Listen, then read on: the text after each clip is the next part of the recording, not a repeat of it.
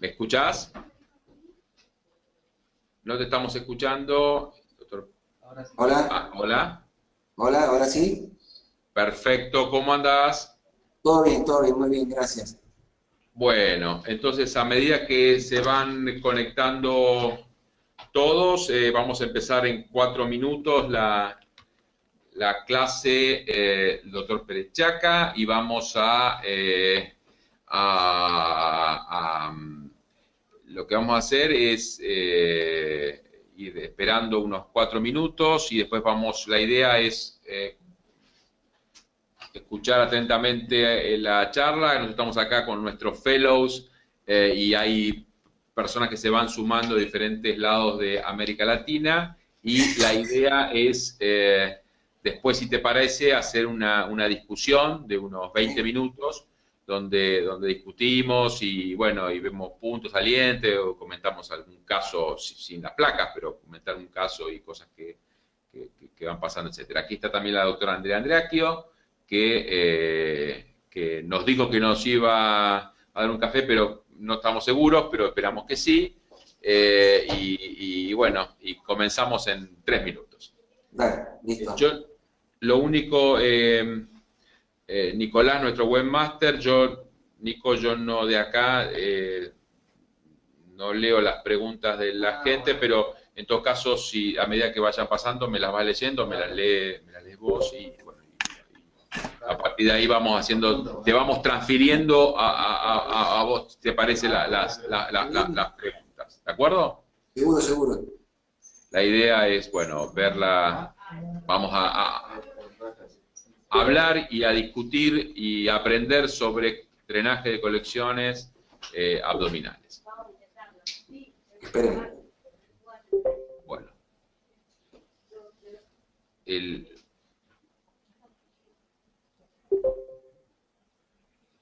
se va conectando la gente, Nico. Sí, tenemos 22. Perfecto. ¿Yo puedo meter para acá? No, no, no, yo solo digo. Vale, vale. ¿Sí? No, no, ellos están en una edad que no necesitan. No, sufren. Ni agua. ¿Me pasas esa mochila que tengo atrás de Nicolás, por favor?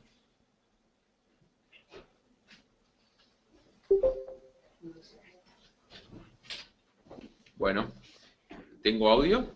Sí. Bien. Estamos en un par de minutos para comenzar. Bárbaro, ya tenemos tu pantalla en línea. La idea, y vamos recibiendo a quienes se van conectando. Por favor, a todos pueden hacer sus preguntas o pidiendo hablar o directamente escribiéndolas en el chat y a medida que la van escribiendo nosotros la vamos trasladando al doctor Perechaca.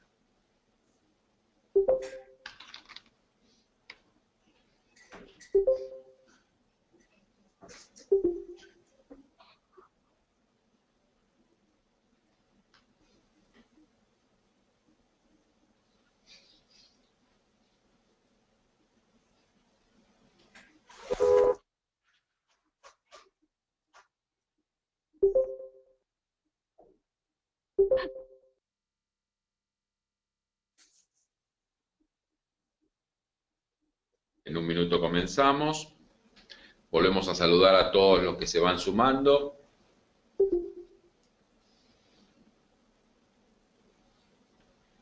A ver, sí. A ver.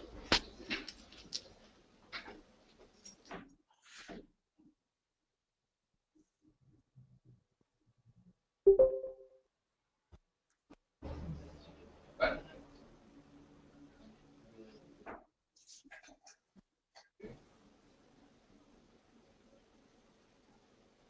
Bueno, bárbaro. Muy bien. Muy bien. Si te parece, ya son las 6 de la tarde y con la idea de mantener perfectamente bien los tiempos, Comenzamos. Te pasamos tanto el audio como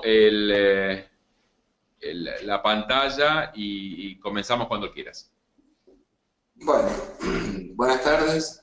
De que nada, agradecerles la invitación. Yo soy cirujano general, intervencionista. Estoy a cargo del sector de cirugía percutánea de un hospital de la ciudad de Mendoza, en Argentina, que es el Hospital del Carmen, un hospital de obra social. Me pidieron que hablara de drenaje de colecciones abdominales y vamos a intentar que la charla sea lo más amena posible y dinámica, y por supuesto pueden interrumpir y preguntar cuando lo necesiten.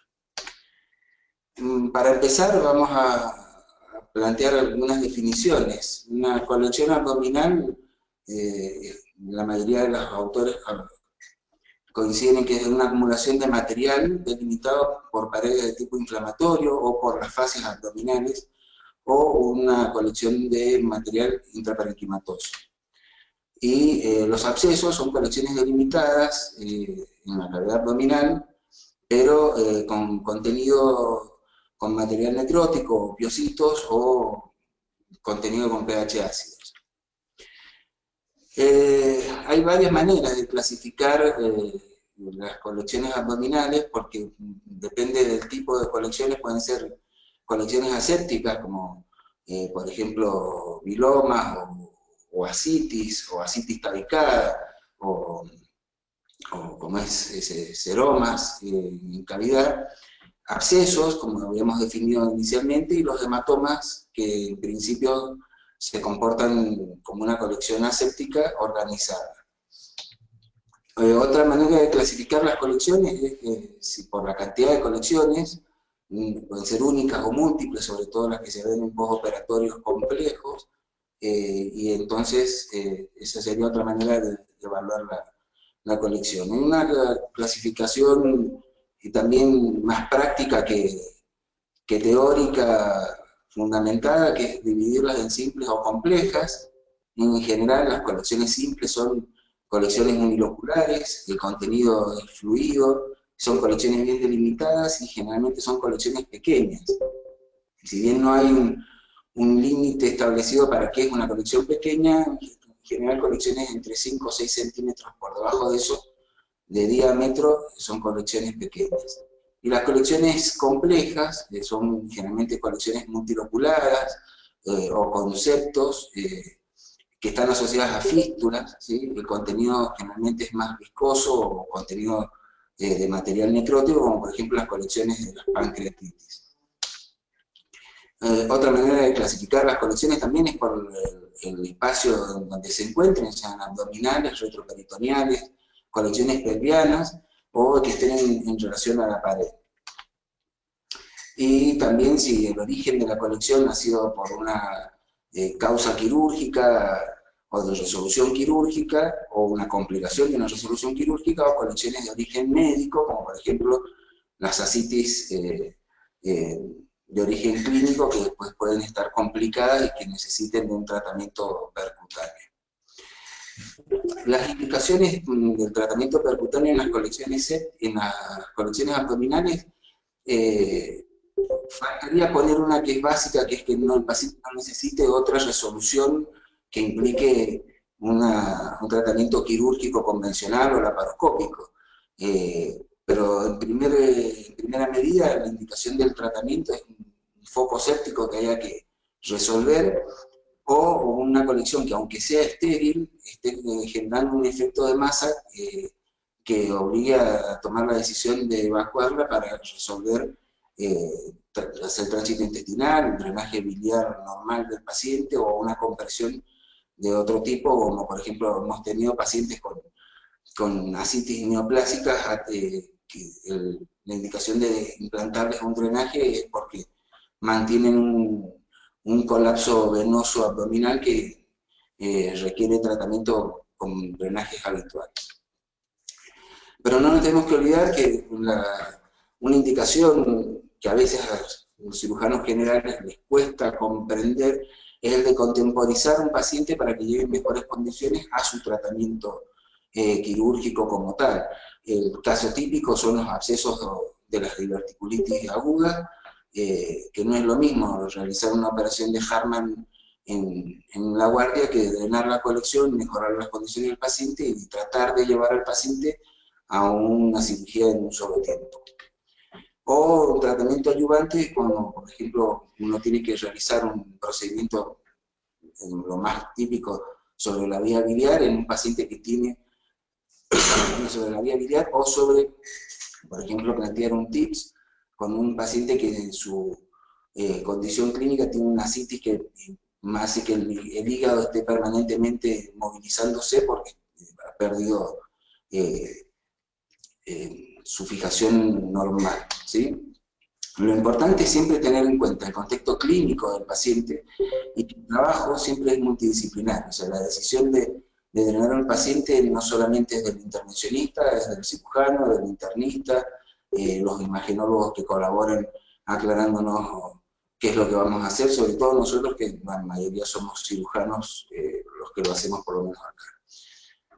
Contraindicaciones para el drenaje percutáneo realmente hay pocas. La coagulopatía incorregible es rara vez un paciente que no se pueda corregir o con plasma o con sintéticos como Veriplex o Protromplex. Pero si no puede corregir la coagulopatía, el paciente no se puede intervenir. La inestabilidad hemodinámica y la insuficiencia respiratoria son a veces el paciente, es el foco séptico el que lleva al paciente a estas condiciones y hay que poner en la balanza cuándo es el mejor momento para poder resolverlo. La ausencia de una vía segura, que vamos a charlar más adelante también, contraindicaría el abordaje de la colección si no hay manera de resolverlo en forma percutánea de forma segura en el trayecto que vamos a implantar el catéter o la aguja. Y la imposibilidad de colaborar al paciente, lo cual es una contraindicación que está mencionada, pero realmente si uno trabaja en equipo y tiene el apoyo de un anestesiólogo, el paciente es probablemente una contraindicación bastante relativa. Hay factores de riesgo para que se desarrollen las colecciones abdominales como factores generales en los pacientes inmunosuprimidos, con enfermedades neoplásicas, conectivopatías o enfermedades inflamatorias como la enfermedad de Crohn, alcohólicos, etc. Y factores locales que favorecen el desarrollo como la contaminación quirúrgica, las dehiscencias de suturas, los bilomas, ¿sí? Hematomas intraoperatorios o una maniobra iatrogénica a nivel local. Cuando hablamos de tasas de éxito con respecto al tratamiento percutáneo, tenemos que tener en cuenta dos conceptos. Uno es el éxito clínico, que es que nosotros podamos mejorar las condiciones del paciente después del procedimiento, ¿sí? Y el otro es el éxito técnico. Si el éxito técnico alrededor del 100% es como en manos experimentadas. Una colección que es abordable debe poder abordarse.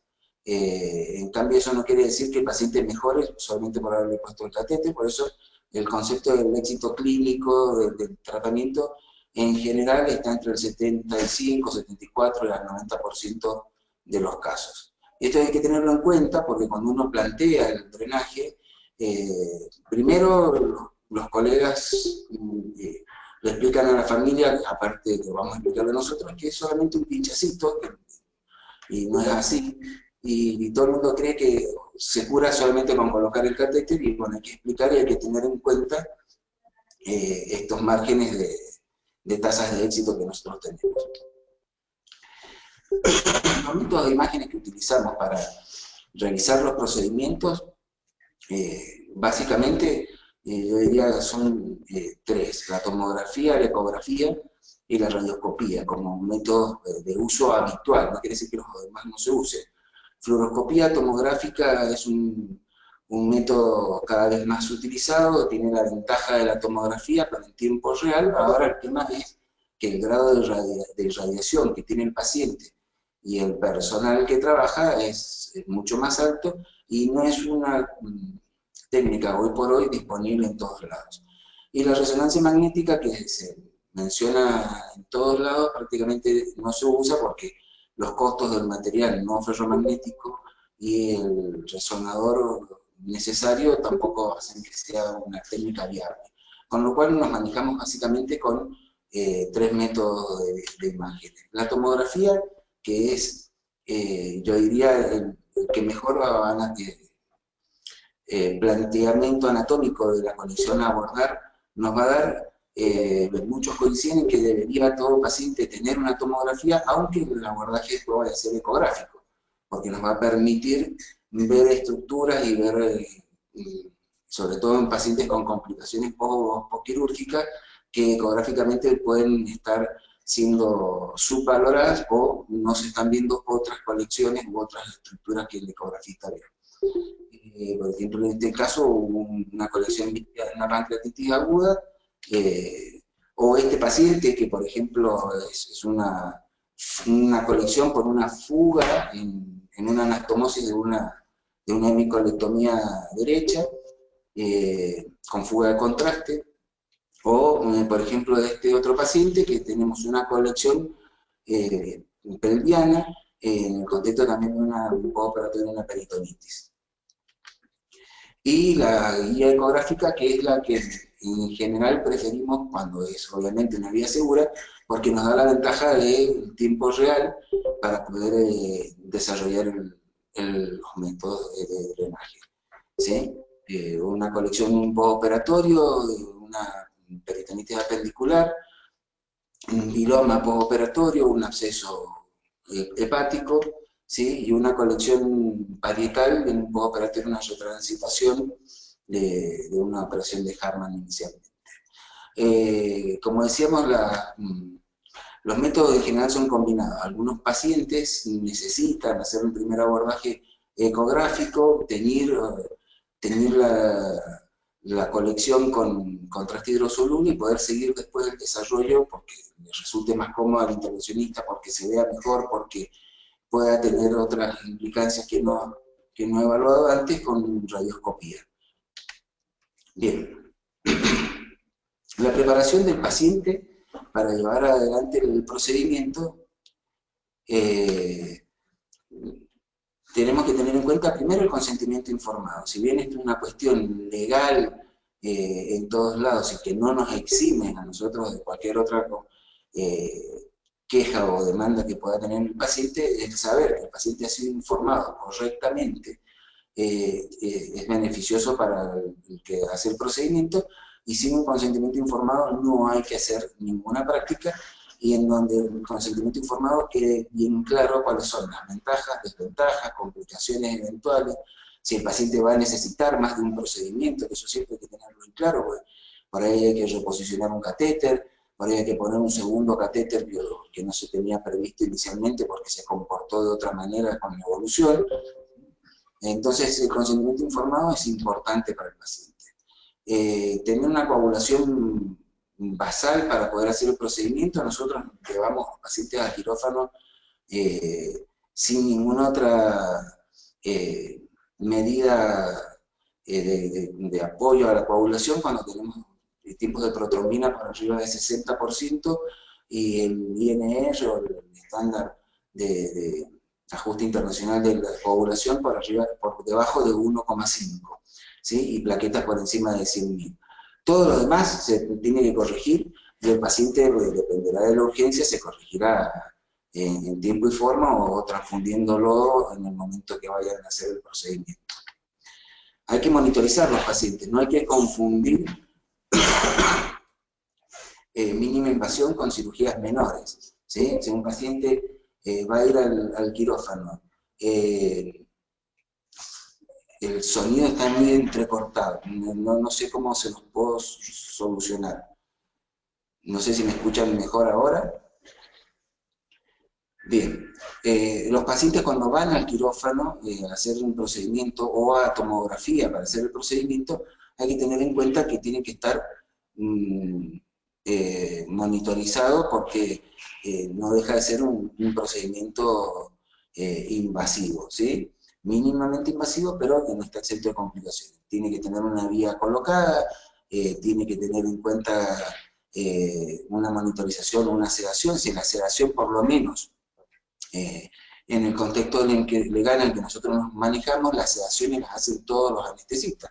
Con lo cual, si nosotros vamos a hacer un procedimiento con sedación, tiene que estar involucrado el anestesista. En otras realidades, la sedación inicial la realiza el personal de enfermería que está en la sala de intervencionismo. Y una cuestión que hay que tener en cuenta es que cuando uno lleva al paciente al tomógrafo, en general el tomógrafo es el que menos preparado está para llevar a pacientes complejos. Entonces hay que tener previsto la monitorización, los equipos de reanimación si los necesitara, si no todo el mundo después empieza a correr a buscar las cosas cuando surge la necesidad. La vía segura, como habíamos planteado, una vía segura para poder acceder a la colección tiene que ser la más recta posible, que no transponga estructuras vitales, ¿sí? Y para eso hay que planificar el acceso previamente, o sea, evaluar las imágenes que uno tenga del paciente, completar imágenes si el paciente está subevaluado para poder decidir por dónde vamos a abordar el paciente. Y tener en cuenta que hay estructuras que se pueden transponer y otras no. Por supuesto, de preferencia hay que tratar de pasar sin estructuras intermedias, pero si uno tiene que transponer estructuras, no es lo mismo tener que transponer el estómago que tener que transponer el colon. Cuando uno tiene que utilizar la vía transrectal o transvaginal, es una vía que se puede utilizar para los drenajes pelvianos. Hay casos en donde hay que evaluar si la única alternativa es utilizar la vía transhepática para llegar hasta una colección, se puede utilizar. Y el intestino delgado, que está así como destacado, es una estructura que uno trata de no comprometer, pero a veces si lo único que tiene que hacer es tomar una muestra de una colección con una aguja fina, una aguja chiva 21 o 22, uno, bueno, si no queda más remedio, puede punzar el intestino delgado, ¿sí? Bien, por ejemplo, hablando de vías seguras, el paciente, habíamos visto esta foto inicialmente, es un paciente de un postoperatorio de una peritonitis con una perforación de un tumor de colon, que le pide una tomografía de control al quinto día postoperatorio. Paciente asintomático, encuentran una colección que está en la pelvis, pegada a la vesícula del músculo psoas, que tiene estructuras óseas por los costados y tiene intestino por delante, y el paciente no tiene ningún síntoma, y una colección que estimaron los hematonólogos en 20 centímetros cúbicos. No tiene sentido someter al paciente a un riesgo para una colección que se vaya a absorber probablemente sola y que no le está generando ninguna molestia al paciente. Bien, técnicas de drenaje. Cuando hablamos de técnicas de drenaje, básicamente tenemos dos. Punzar y evacuar si estuvo asintomático, ¿por qué realizar una tomografía? Bien, es una muy buena pregunta. El cirujano del servicio consideró que el paciente podía, en su evolución, estar haciendo alguna colección porque le habían encontrado un 37,5 en el control de enfermería, un único registro. Le pidieron una tomografía inmediatamente y resulta que el paciente lo que tenía era una flebitis, ¿sí?, de una vía periférica que se resolvió cambiando la vía de lugar. Tenía blancos normales, no repitió más registros subfebriles y sin embargo le hicieron una tomografía. Entonces o sea, uno no se maneja solo con imagen. Volvemos a lo mismo, el contexto clínico del paciente es el que nos va a decir o a plantear cómo vamos a seguir con el desarrollo del tratamiento. Cuando hablamos de técnicas de drenaje, tenemos dos, como más comunes. No, por favor. Punciones evacuadoras donde uno lo único que va a hacer es colocar una aguja, tomar una muestra, evacuar eventualmente la colección, como podría ser un seroma en la pared en un postoperatorio, y no hace más nada. O alguna otra colección que necesite la colocación de un catéter. Entonces, bueno, cuando vamos a implantar catéteres, tenemos dos técnicas para usar. La técnica de Seldinger, que imagino que todos la conocen, que es una técnica inicialmente descrita para el acceso vascular, pero que consiste en punzar con una aguja que permite el paso de una guía y utilizar dilatadores hasta implantar el catéter, que ya lo veremos más adelante, y la técnica de trocar, donde vamos a pasar directamente con el catéter montado sobre un dispositivo, como por ejemplo este catéter que está dentro de un alma metálica y una tercera guía que es el punzón con el que vamos a entrar. ¿Sí? Bien, técnica de Seldinger la repasamos, la punción con una aguja, la colocación dentro de la cavidad de una guía, retirar la aguja, utilizar un dilatador y después pasar el catéter. En cuanto a utilizar dilatador, depende de la experiencia, depende del gusto de cada escuela. Cuando son catéteres chicos, en general, nosotros no usamos dilatadores, salvo que tenga que atravesar estructuras muy duras o que tenga una piel muy dura, si no usamos directamente el mismo catéter. ¿Y hasta cuánto vamos a usar dilatador? Si ustedes se fijan, los sets de drenaje generalmente viene un dilatador que es un calibre más que el catéter que vamos a implantar. Normalmente nosotros lo que hacemos es usar un calibre menos. Por ejemplo, si vamos a implantar un catéter de 10, dilatamos hasta 8, en general no usamos dilatador en un catéter de 10, si vamos a implantar un catéter de 14, por ejemplo, que es lo que usamos inicialmente para abordar una colección pancreática, ahí sí generalmente usamos dilatadores y normalmente tratamos de llevar hasta 12 el dilatador y el 14 es directamente el catéter. ¿Sí? Pero van a ver que vienen para sobredilatar. Sobredilatar el trayecto en algunos casos puede significar tener una fuga pericatéter durante un par de horas que algunos prefieren evitarla. ¿Sí? Y la técnica de trocar, que es directamente entrar como si fuese un punzón en el catéter, con el catéter montado, implica algunas cuestiones técnicas como uno no puede entrar, tiene menos margen para corregir el ingreso y hay que tener mucho más control sobre lo que uno está haciendo. ¿Sí? Bien, ahora, una consideración, una técnica de Seldinger uno la puede realizar por precaución, porque el acceso es complejo, con un set de micropunción. Entonces, inicialmente vamos a usar una aguja chiva o una aguja, para ir nosotros si no tenemos chiva, usamos agujas espinales de 21 o 22 G, 23, que nos permitan pasar un alambre guía que va a ser mucho más fino, que usamos 0,018 pulgadas, y a partir de ahí, con un introductor triaxial, que puede ser NEF o Acostic o el que ustedes consigan, intercambiar con el introductor para permitir avanzar una guía de mayor calibre, como la guía 0,35 o 0,038. Eso sería tener una modificación de la técnica de Seldinger con micropunción. Y la otra es usar una técnica en tándem, que es usar una aguja fina hasta la colección y usar en paralelo esa guía para usar una aguja más gruesa y terminar con la técnica de Seldinger igual. La verdad, nosotros técnica de tándem no hemos tenido que usar, sí usamos micropunción en algunos casos muy particulares. Bien, las guías de imágenes pueden ser, como decíamos, tomográficas o ecográficas como guías iniciales, ¿sí? Y en este caso también tenemos otro, un acceso del psoas, un paciente, y acá bueno, vemos el catéter colocado dentro de la cavidad. Y una colección que era la colección de la fuga inicialmente de la anastomosis, como lo planteamos, que se decidió hacer en tomografía, porque ecográficamente no tenía buena imagen, el paciente estaba recién operado y bastante molesto.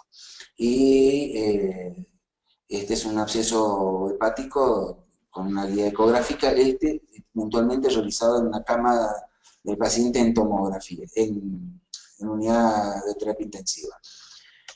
Cuando uno usa guías tomográficas, el tema es que, para los que no han utilizado, uno tiene que hacer la punción ¿sí? E ir, seleccionar el corte por donde uno va a entrar, e ir haciendo cortes, que sean acotados, pero cortes tomográficos al fin, a medida que va o intercambiando el material, o colocando la guía, colocando los dilatadores, o a medida que va avanzando en las estructuras hasta llegar a donde uno quiere llegar, y eso hace que la técnica tomográfica no es tiempo real y aparte es más lenta y más engorrosa, ¿sí? Implica que si el paciente lo vamos a hacer con anestesia local va a estar más tiempo y tiene que colaborar más tiempo que cuando lo hacemos con guía ecográfica. Y otra cosa que parece un detalle a veces menor, pero hay que tenerlo en cuenta, es que si uno va a hacer una punción y está muy superficial, tiene que prever cuando uno hace la punción que el material que va a quedar afuera mientras se estén haciendo los procedimientos con cada corte puede estar interrumpiendo el paso de la camilla por el gantrio del tomógrafo, y no es poca cosa.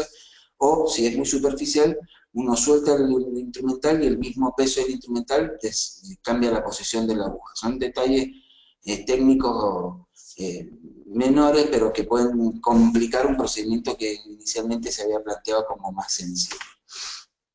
Cuando uno utiliza la guía ecográfica, puede utilizar guías de punción, que nosotros no tenemos y no usamos, o técnica de manos libres, como la que está planteada acá, ¿sí? Donde el mismo operador maneja la guía y el transductor, la aguja y el transductor.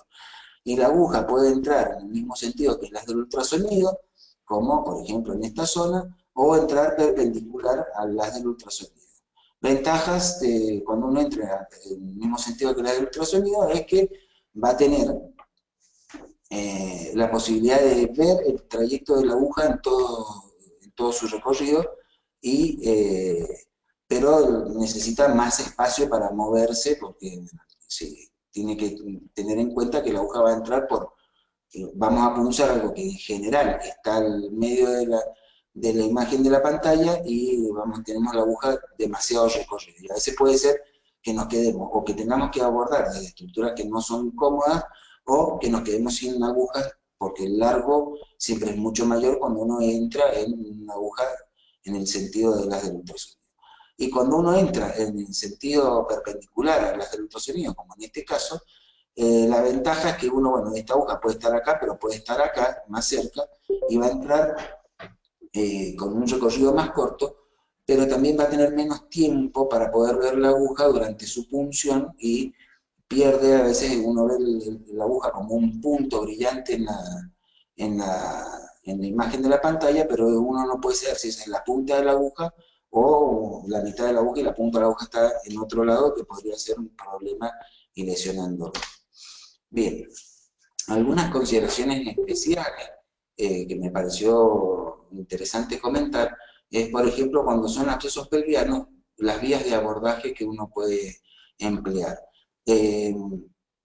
Puede utilizar abordaje transrectal o transvaginal, ¿sí? Con un transductor endocavitario, y hacer la punción, y después, una vez que ha hecho la punción, seguirlo por radioscopía. Es un típico caso de método combinado, ¿sí? O un abordaje transglúteo. El abordaje transglúteo es un abordaje complejo que tiene que tener algunas consideraciones anatómicas. Hay que hacerlo lo más bajo posible, o sea, por debajo de los músculos piriformes, para tratar de evitar el ciático, y lo más pegado a la línea media o al borde del sacrocoxis, y no periférico, porque acá nos vamos a llevar todos los nervios por delante, o hay alto riesgo de que toquemos alguna estructura nerviosa.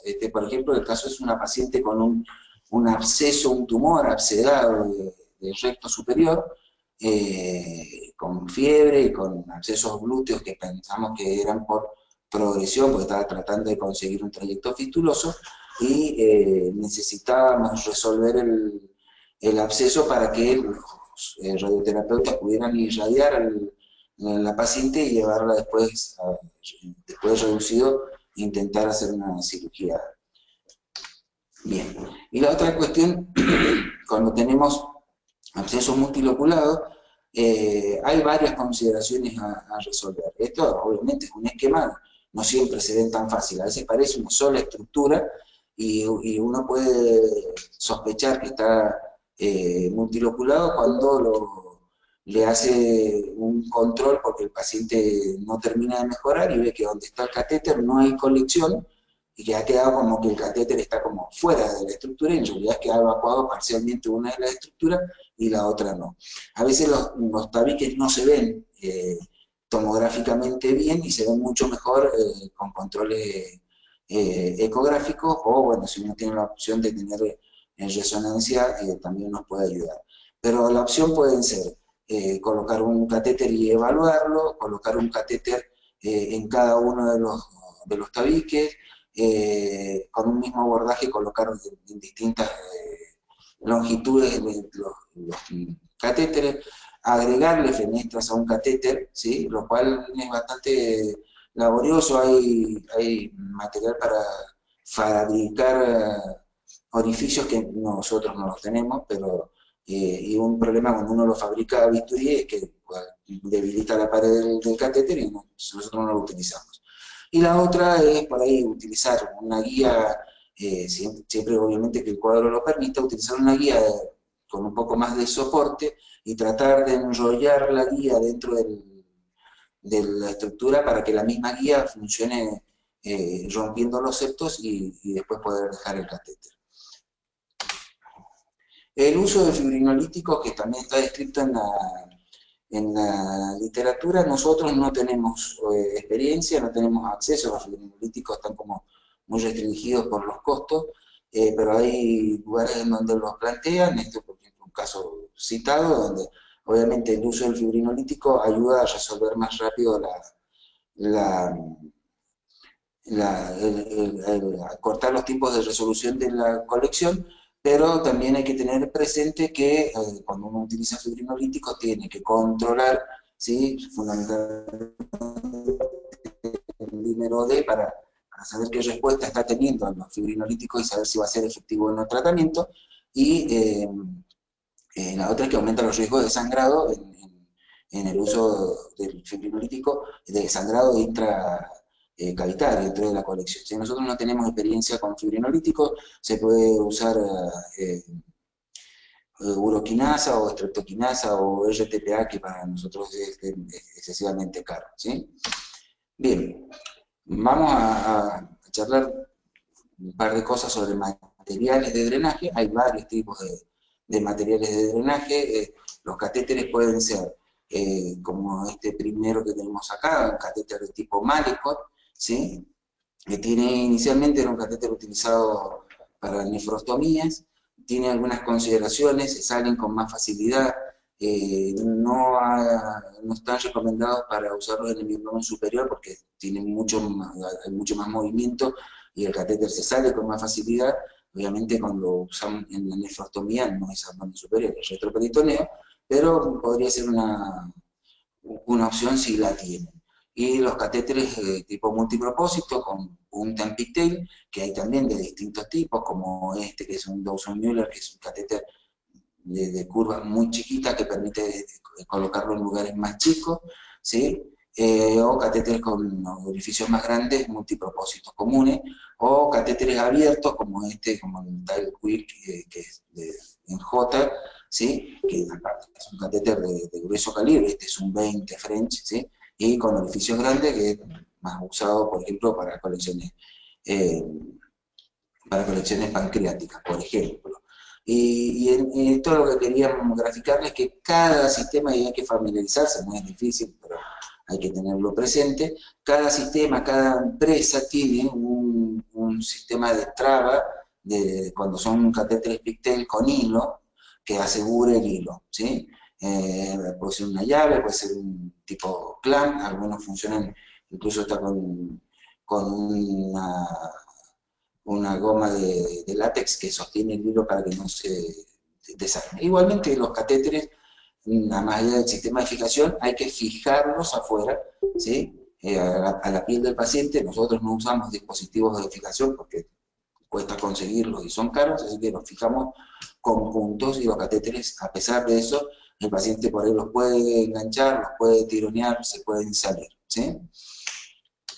Bien, y otra cosa que hay que tener en cuenta en el material de drenaje es que el tipo de guía que vamos a utilizar. Hay distintos tipos de guías, si uno tiene que hacerse de un pequeño arsenal hay que tener en cuenta por lo menos 2 o 3 cosas, ¿sí? Guías completamente hidrofílicas, guías con revestimiento hidrofílico, pero no eh,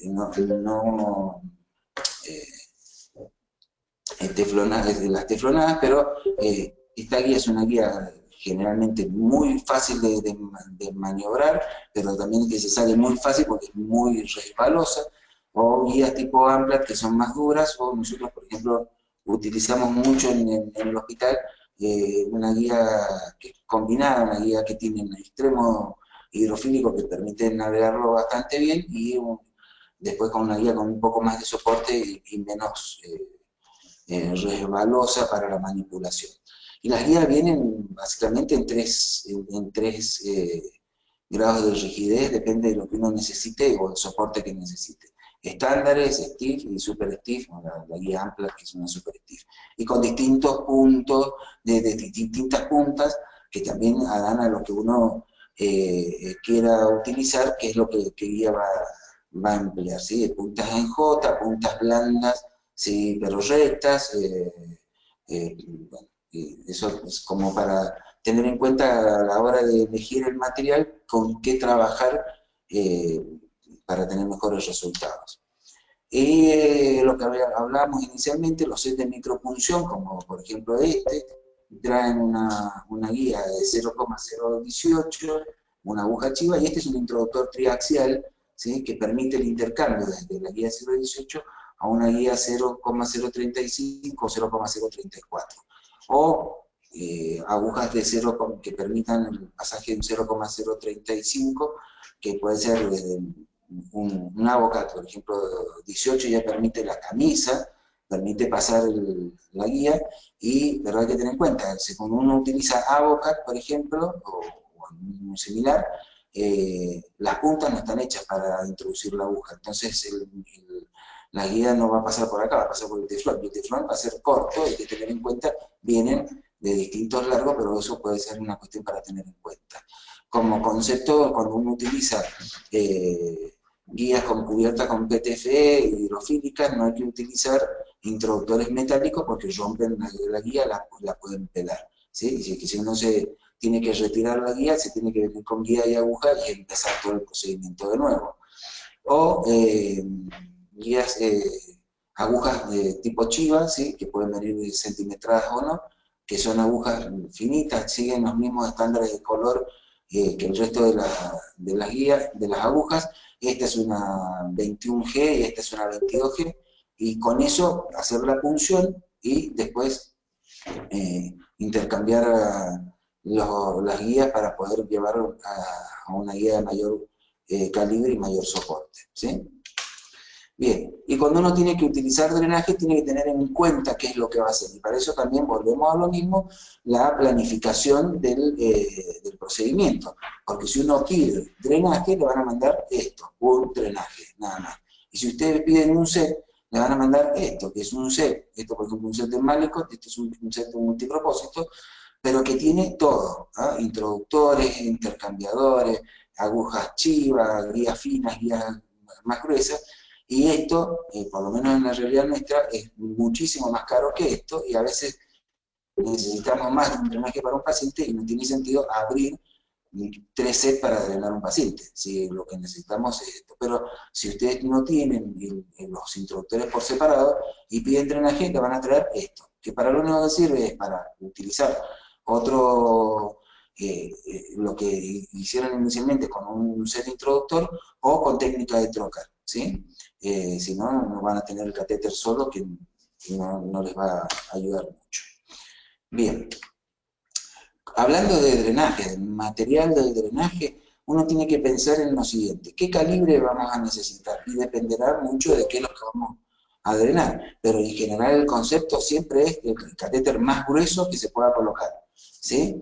Si uno tiene un catéter y necesita drenar vamos a un extremo, una colección pancreática, una necrosis pancreática infectada, y una colección necrótica aguda, y le va a poner un catéter de 8 French, va a andar mal porque el catéter es excesivamente fino para eso. Si lo que tiene que drenar es un coleperitoneo o un miloma, probablemente con un catéter fino sea suficiente si es lo único que tiene. Entonces el calibre es importante tenerlo en cuenta. Básicamente nosotros usamos 3 calibres, 8, 10 y 14, no tenemos intermedios, ¿sí? Y cuando necesitamos usar más de 14, ya el paciente nos da tiempo para tramitarlo. Esto es la práctica de todos los días, esto es la práctica nuestra. Nosotros no usamos conectores, porque si uno usa un catéter muy grueso y después llega a una conexión Luer en el extremo, la conexión Luer tiene 12 French, ¿sí? Tiene 4 milímetros de calibre, ¿sí? Entonces tenemos un cuello de botella, y si a eso le agregamos un conector tipo llave de 3 vías o prolongadores que funcionan exactamente igual, la luz del conector que va a entrar en la punta del catéter, acá, va a reducir todavía más el calibre del catéter. Entonces nosotros usamos un conector que es un tubo de látex corto, ¿sí? Donde nos permita por lo menos no perder más luz que esta reducción que ha tenido si este catéter fuese, en este caso es un catéter de 8 French que está puesto, pero si fuese un catéter grueso, que no se achique demasiado la luz, ¿sí? Y si no, hay que volver a los catéteres que tienen conexiones como el catéter en J que se veía inicialmente, para que son de conexión más gruesa y donde la luz del conector siempre es mayor que la luz del catéter, ¿sí? El tipo de catéter que vamos a utilizar es más o menos lo que habíamos charlado, si usar un Malecot o si usar un catéter multipropósito común, o usar un Dawson-Müller o un Tail-Quick, pero dependerá de dónde vamos a colocar el catéter, lo que vamos a emplear, ¿sí? Bien, ¿cuántos catéteres vamos a colocar? Y depende también de la colección que vamos a tratar. Si es una colección fluida, aunque tenga 10 centímetros, a lo mejor con un solo catéter, 10 centímetros de diámetro, ¿no? Con un solo catéter vamos a poder resolver todo, pero si es una colección espesa y tiene 10, 12 centímetros de diámetro, un solo catéter no va a ser suficiente, o va a haber que agregar catéteres en el transcurso de la evolución del paciente, o si estamos planeando hacer lavados de la colección, probablemente con más de un catéter sea necesario. Entonces la decisión de cuántos catéteres dependerá realmente del caso que estamos tratando y en el contexto en el que nos estemos manejando, ¿sí? Y dónde colocar los catéteres también es un tema de discusión. Hay que, como decíamos, la vía más segura es la más directa, pero a veces la vía más directa es la vía en una colección, la que queda más superior, corremos el riesgo de que la parte más declive de la colección no quede drenada. Bueno, siempre hay que plantearle al paciente que los catéteres pueden ser reposicionados, o que sea necesario agregar catéteres en la evolución del cuadro clínico. Una cuestión importante es el mantenimiento del catéter. Uno no pone un catéter y se resolvió el problema. El catéter hay que cuidarlo, hay que revisarlo.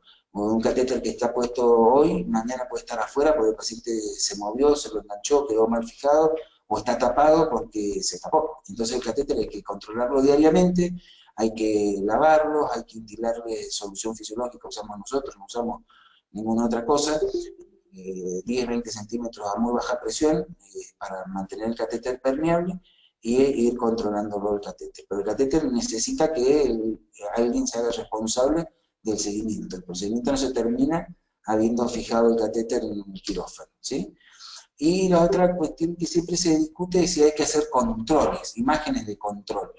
En verdad, si el paciente evoluciona bien, resolvió el cuadro clínico y el catéter se agota, no hacemos más nada. Ahora, el paciente persiste con un cuadro inflamatorio no resuelto, o cambian las características del débito, uno sospecha que puede estar tratando una fístula, o el débito es escaso, pero persiste purulento. Bueno, pensar en una Bien, ahora justo, Jorge, lo comentamos. Uno puede pensar que una imagen puede resolver, ayudar a tomar conducta. Una imagen puede ser una nueva tomografía, ¿sí? O por ahí hacer una fistulografía transcatéter para ver si nos hemos quedado con una colección intermedia, si hemos drenado un absceso y resulta que a distal del absceso tenemos una fístula que no habíamos valorado y está comunicada con intestino, por ejemplo. Entonces, evaluar el control en función de las condiciones del paciente. ¿Y cuánto dejamos el catéter? Que preguntaban recién. En realidad dejamos el catéter hasta que se resolvió el cuadro, ¿sí? Pero decidimos retirar el catéter cuando los débitos son por debajo de 10 centímetros cúbicos, líquido claro, el paciente no tiene fiebre, no está drenando material purulento, aunque sea escaso, decidimos retirar el catéter, ¿sí? Bien, los procedimientos están exentos de complicaciones, ¿sí? Cuando uno punza una colección y el paciente está infectado, puede favorecer un nuevo proceso inflamatorio y movilizar toxinas y llevar al paciente a un shock séptico, ¿sí? O hacer bacteremias, si ha sido un drenaje poco laborioso, el paciente es esperable que pueda tener bacteremias en el postoperatorio inmediato, ¿sí? Y otras complicaciones pueden ser perforaciones intestinales, ¿sí? O perforaciones pleurales. En comunicación con el tracto, no alcancé a leer la pregunta, perdón. En comunicación con el tracto digestivo, ¿cómo se sigue? Bueno, es un caso interesante. Dependerá de cómo será la colección y del débito. A veces el paciente se va, si la comunicación es pequeña, como nos ha pasado con algunas fístulas intestinales o de licencias de anastomosis, si el débito es muy bajo, a veces se terminan agotando solos y el paciente simplifica. Y si no, hay que replantearse con el resto del equipo si el paciente está en condiciones de resolverlo o necesita otra resolución, o, por ejemplo, dirigir lo más cerca posible de la colección, llevando el catéter lo más cerca posible para evitar colecciones intermedias, y en algunos casos, sobre todo de fístulas de intestino delgado, uno puede terminar colocando el catéter adentro y hacer un trayecto y hacer mantener un trayecto más controlable, ¿sí? Bueno, perforación intestinal, obviamente inadvertidas por nosotros, ¿sí? O perforación pleural, sobre todo cuando uno está drenando, por ejemplo, abscesos subfrénicos, hay que tener siempre presente que el fondo de saco pleural lo podemos tener cerca, y entonces, bueno, hay que evaluar por qué vía vamos a resolverlo y cómo. Los sangrados de la cavidad también son una cuestión que son poco frecuentes, pero a veces cuando ocurren pueden ser importantes, y la sobreinfección de la cavidad por la colocación del catéter. Bien, terminando. El resumen, hay que hacer una evaluación cuidadosa de lo que vamos a resolver. Uno no resuelve imágenes, resuelve pacientes y cuadros clínicos, y entonces hay que tener un tiempo para evaluar y discutir qué vamos a hacer. Planificar la mejor guía y la mejor guía de imagen, que no está puesto ahí, pero la mejor guía de imagen, porque por ahí uno prefiere, por una cuestión de comodidad, hacerlo por ecografía, y el paciente termina siendo mucho más complejo y tendría que haber entrado directamente a resolver el paciente con una guía tomográfica. Seleccionar adecuadamente el material, tener previstas las complicaciones, ¿sí? O sea, uno puede prevenir complicaciones si sabe que no va a pasar por el fondo sacopleural, sabe que el paciente tiene buena coagulación, pero tiene que tener previsto también otras cuestiones como necesidad de soporte médico inmediato, ¿sí? Y el mantenimiento del catéter, que a veces uno coloca muy bien el catéter y no lo cuida, y el procedimiento fracasa cuando el catéter nunca terminó de funcionar como correspondía, bueno, nadie lo controló y lo manejó. Y lo fundamental, como dijimos al principio, el trabajo en equipo siempre es necesario. En equipo con un par para poder comentar el caso y tener una visión distinta, en equipo con los imagenólogos, los internistas, el anestesiólogo, para decidir cuál es el mejor momento para resolver el paciente. Bueno, espero que se haya escuchado lo mejor posible. Muchísimas gracias. Muy bueno. Bueno, realmente muy bueno, muy completo, realmente me encantó, Gonzalo, realmente muy bueno. Tenemos 9 minutos, no sé si hay preguntas, comentarios desde algún lugar, eh, pueden hacerlo o por el chat o pueden directamente tener conexión. ¿Tenemos una pregunta ahí? Bueno, ¿no la podés leer, por favor? Dale. Doctor, ¿cuál es la conducta? Una persona que pregunta cuál es la conducta si se le produce una perforación del colon. Muy buena la pregunta, es muy interesante. Lo primero es tratar de no entrar en pánico y lo que hay que hacer es no tocar el catéter, porque vamos a dejar una perforación comunicada con la cavidad, es dejar el catéter colocado, que ya resolvió el problema y eventualmente hablar con los, por ejemplo, con los endoscopistas que aborden el paciente y después resolverlo retirando el catéter bajo visión endoscópica y clipar las perforaciones que uno ha hecho. O sea, si lo primero que uno hace es sacar todo, va a empeorar más la situación. O sea, hay que dejarlo colocado el catéter y después tratar de ver, que no es fácil calmarse, de pedir ayuda, porque bueno, no trabajamos solos, ni somos infalibles. Sí, totalmente de acuerdo. Creo que Dios hizo el estómago para ser atravesado, pero Dios no hizo el colon para ser atravesado. O sea, hay que tratar de evitarlo. Totalmente. ¿Alguna otra pregunta, comentario? Aquí también preguntas, comentarios. Sí, dale. Una consulta. ¿En qué circunstancias uno elige las distintas vías de abordaje para una colección pelviana, tanto sea transvaginal, transrectal, transglútea o en todo caso también la vía anterior? ¿En qué circunstancias?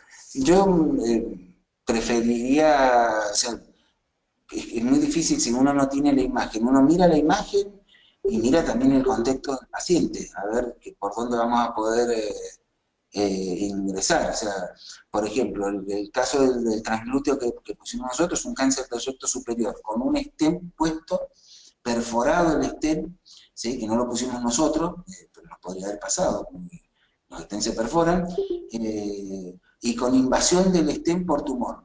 O sea, por vía transrectal era prácticamente imposible, la paciente con dolor, no quería saber nada. Era una paciente añosa, la vía transvaginal no quiso ni que nos planteáramos y optamos por una, después de evaluar la tomografía y todo, optamos por una vía transglútea para poder abordar la colección, porque la preocupación de la paciente era que si no le resolvían el foco infeccioso, el radioterapeuta no podía seguir el tratamiento y perdía tiempo de tratamiento para su enfermedad oncológica. Pero hay que ponerlo en el contexto de cuál es la mejor imagen. Si uno puede hacerlo por vía transvaginal en las mujeres o transrectal, el catéter es muy bien tolerado. Siempre se dice, una vía transvaginal tiene que tener en cuenta que la pared de la vagina es muy elástica, es muy difícil trabajarla, entonces hay que dilatar y a veces hay que sobredilatar en este caso porque es muy elástica y no permite a veces el avance del catéter, ¿sí? Pero, y la vía transrectal también es una vía bien tolerada.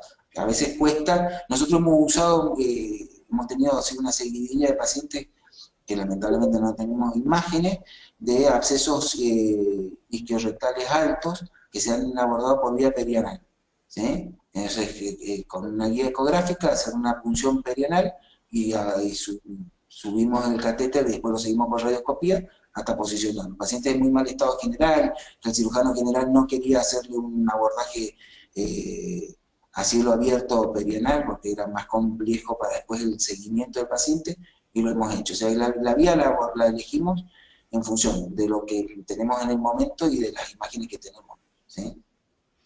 Sí, totalmente de acuerdo. ¿Alguna pregunta, comentario? Hay un tema que es interesante también, que yo creo que es los gustos personales. Horacio de Agostino prefiere mucho la vía transvaginal y la transrectal. Por supuesto, la transrectal solamente se puede hacer cuando uno está seguro que va a drenar pus.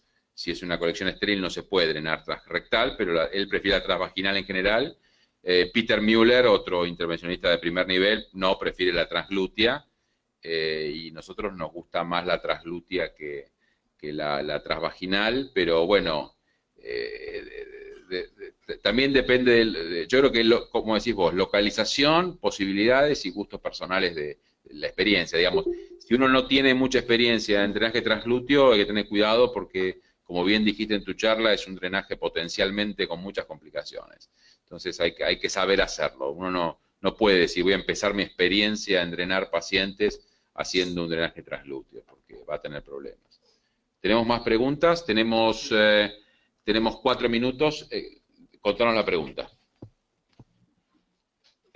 Otra pregunta de la audiencia. Pregunta si el calibre del catéter, o sea, si es más grueso, es mejor o depende del tipo de colección. Siempre, mientras más grueso mejor, es como escucharlo al doctor D'Agostino, ¿sí? Siempre el catéter más grueso que se pueda colocar es el mejor. Nosotros que tenemos insumos medianamente acotados, tenemos catéteres de 8, de 10 y de 14. No le pongo un catéter de 14 a un absceso abdominal, en principio, ¿sí? Y los dejo porque los tenemos pocos, los dejo para las colecciones pancreáticas.